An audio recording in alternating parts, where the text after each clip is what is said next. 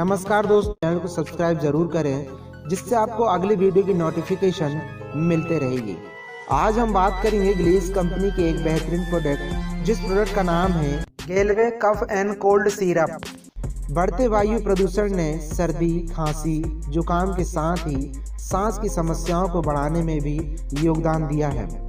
Cough and cold गले की समस्याओं और श्वास संबंधी विकारों के विरुद्ध एक प्रभावी उपाय है। हर एक जड़ी बूटी स्वतंत्र रूप से एक्सपेक्टोरेंट, एंटी इंफ्लेमेटरी और इम्यून बूस्टर के रूप में काम करते हुए रेस्पिरेटरी फंक्शन को बेहतर बनाती है।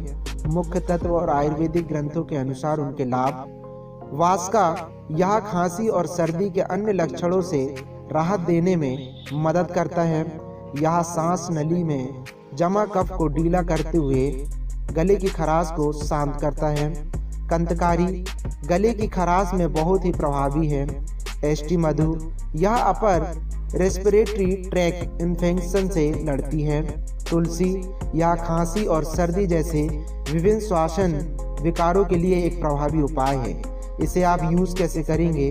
1 से 2 चम्मच दिन में 2 बार या चिकित्सक के परामर्श के अनुसार आप इसे ले सकते हैं। दोस्तों, आपको गेलवे कफ एंड कोल्ड के सिरप के बारे में पूर्ण जानकारी मिली होगी।